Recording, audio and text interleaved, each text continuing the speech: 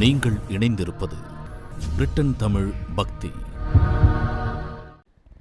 அம்மனுக்கு சாத்திய புடவையை ஏலத்தில் எடுத்து பெண்கள் வாங்கி உடுத்துவது சரியா? சரியே.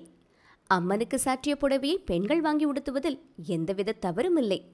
இந்த உலகில் உண்ண உணவு, உடுக்க உடை, இருக்க இருப்பிடம் என அனைத்தையும் இறைவனால் படைக்கப்பட்டவையே.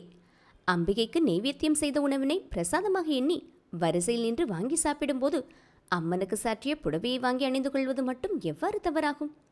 மனிதர்களாகிய நாம் அணிந்து பார்த்த வஸ்திரத்தை அது புதிதாயிருந்தால் கூட அம்பிகைக்கு அர்ப்பணிக்க கூடாது.